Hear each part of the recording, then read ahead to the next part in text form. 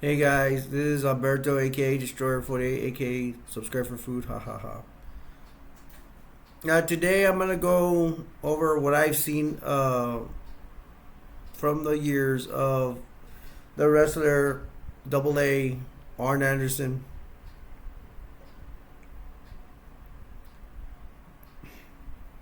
We're gonna go parts of career that I remember, what I seen. So let's get started. Um, Arn Anderson. The first time I saw him, he came out in Jim Crockett Promotions. Before that, he was probably in Continental or something like that. But really, the first time I saw him, teaming with Ole Anderson, and they almost immediately uh, joined the Horsemen. Story has it Jim Cornette he had to do interviews and they didn't have that much time, so they did all four wrestlers. It was gonna be Ole Anderson, Arn Anderson, Tully Blanchard, Ric Flair. So they put them all together, and then Arn Anderson claims out of nowhere he came that they were the four horsemen of the apocalypse. So they became the four horsemen. Um, they said they wanted to make Arn Anderson tag team with Ole Anderson because there was resemblance from the face that they looked kind of at each other.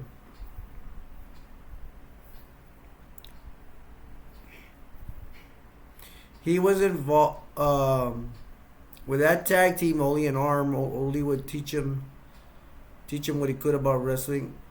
Story has it. Double A says he was terrified of Ole because Ole's mean natured. He was a mean guy. But he told him a lot. The Andersons would end up feuding with the Rock and Roll Express. That's the main feud I know of them. I think I saw a cage match, Andersons versus Rock and Roll Express, and I believe the Rock and Roll Express defended the belts. But later on, I think Ole and Arn they end up taking the belts from the Rock and Roll Express.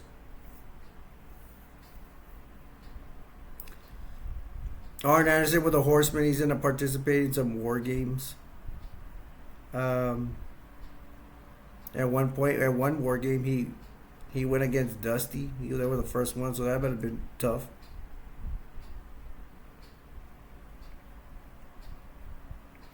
I think it would have been probably like I'm not sure, but I don't know if it's the original four Horsemen or the other ones, or with the one with Lex Luger. But I know I saw one. It had to be, of course, Flair, Arn Anderson, Tully, maybe Ole. I think J.J. Dillon versus the Road Warriors, Nikita and Dusty Rhodes, something like that. Paul Elderling, the leader of I mean, not the leader. He's the manager of the Road Warriors. They get in the cage, and I think that's the one where they pin J.J. Dillon or make him submit, something like that. So Arn Anderson, yeah, he competes with a Horseman. Um, I think he also feuds with Dusty. He has tag team. I mean, not tag team. Well, maybe even tag team matches. But I know he goes one on one with Dusty Rhodes as well.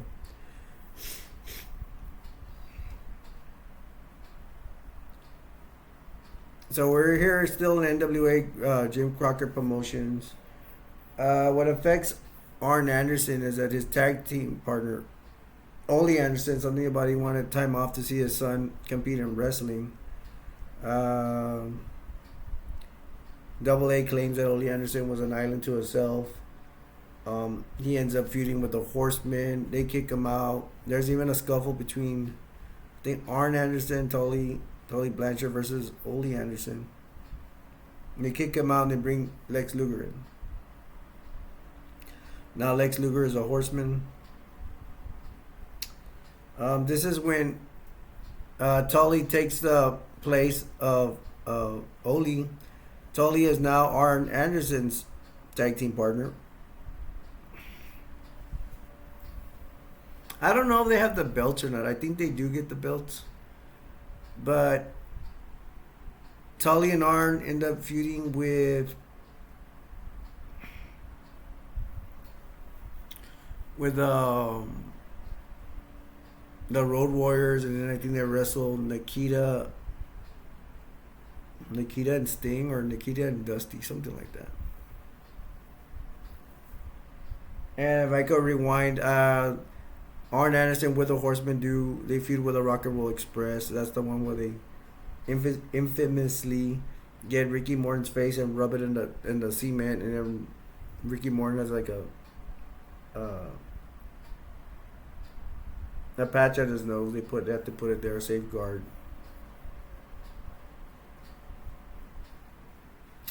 I seen Arn Anderson fight in some 6-man tags, wrestle against Billy Jack Haynes. Billy Jack Haynes, wow.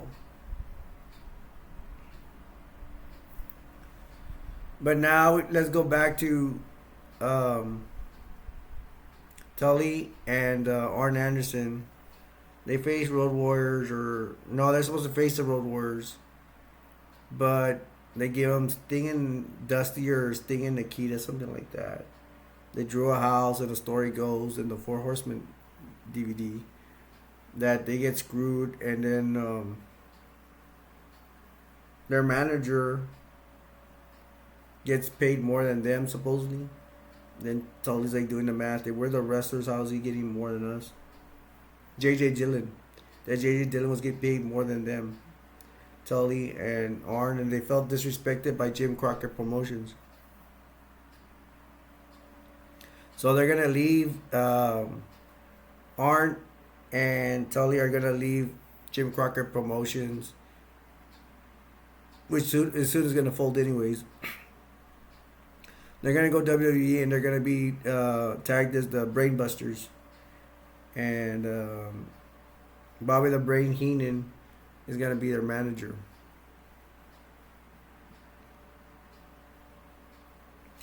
To tell you the truth, I didn't see much of them because I don't like WWE that much, especially during that time. Didn't really care for it, so I didn't see much of them. I think they feuded with the Rockers or something. Then the story goes that I think they started feuding with Bobby Heenan, and they want to come back, or especially Arn Anderson. He says he had a newborn baby son, and he wanted to spend time with him, so he wanted to come back to what is now the WCW.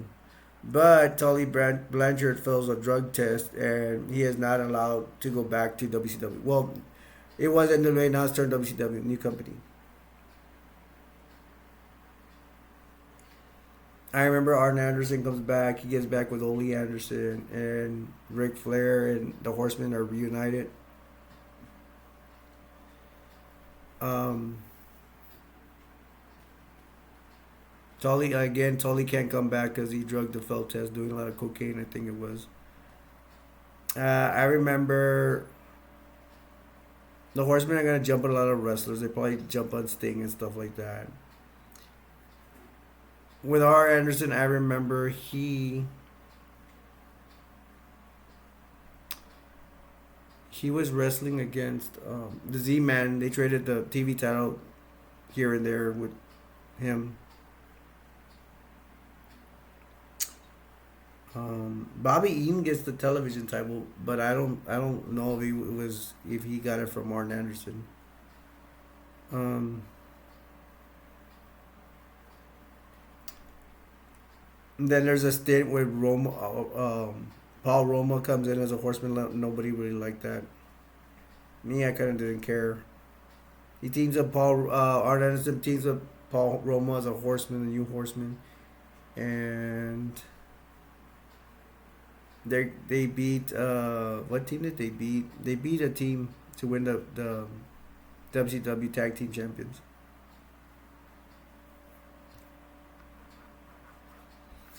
I think they beat the Hollywood Blondes.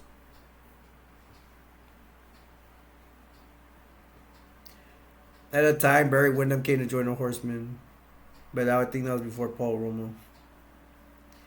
Then Sid Vicious becomes a Horseman. I don't know about that.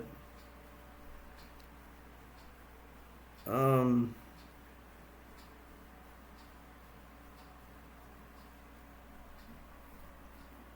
and I don't know. I don't remember who they lost the W. Paul Roma and Arn Anderson lose the tag team belts to somebody, probably the Patriots or somebody. Um,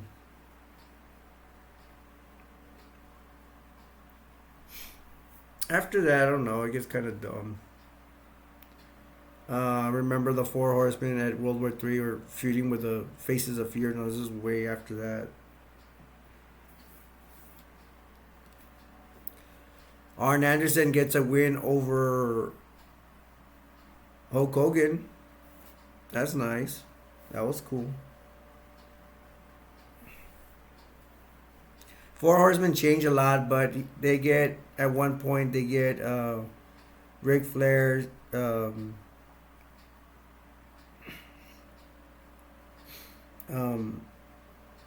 Ric Flair, Chris Benoit, Dean Malenko as Horsemen. I mean, it kind of gets ridiculous. Steve Mongo McMichael, the former football player, doesn't know how to wrestle,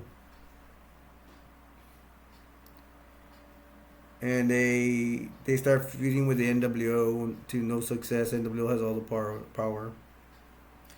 There is an incident where Arn Anderson in real life faced Sid Vicious in somewhere in Germany or in Europe, and they were both stabbing each other, so that was not good. Ric Flair hated Sid Vicious for that. Then Arn Anderson gets hurt, and he gives it. He's gonna have to retire because he has an injury to his back or his neck, something like that. He once claimed that Marty Jannetty tried to victory roll him or something and didn't tuck his neck, and it hurt Arn Anderson really bad. So he's gonna retire from wrestling. And he gives a spot to Kurt Hennig, Mr. Perfect Kurt Hennig in WCW. Kurt Hennig turns on them, on the Horsemen at some at the War Games. The NWO when they face the NWO at the War Games. That's not good. Kevin Nash does a skit over Arn Anderson, saying that he just drinks a lot of beer. Arn Anderson takes offense to it. Um, now I mainly talked about what I remember of Arn Anderson, but Arn Anderson had some tag matches with Barry Windham.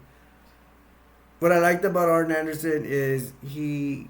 Oh, by the way, Arn Anderson. I'm sorry, I should have said it. He's my third best wrestler of all time. I really just like him. That's my list. Great Muda was one. Second one was Lord Steven Regal 2, and Arn Anderson is my third best wrestler of all time. Um, oh yeah, I was gonna go over his move, Arn Anderson. What I liked about him is his spine buster. That's when you throw him against the ropes. You carry him like this, and then pick his leg up and slam him. I really like that move. He also had the DDT. The DDT was an awesome move. He's that for his finisher. Count of 1, 2, 3. I just like Arn Anderson. He's really cool. Lex Luger would say with Arn Anderson, he was like a human ball that when they slam him, he'd come up like a ball.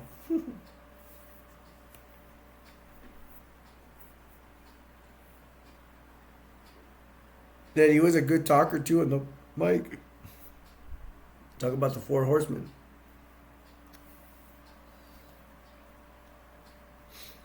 And that's all I have to say about Arn Anderson. I mean, he's a great wrestler, man. I mean, too bad his career was cut short because of injury related, his neck. And I like them tagging with Ole Anderson. I like him sharing the TV title with Z-Man.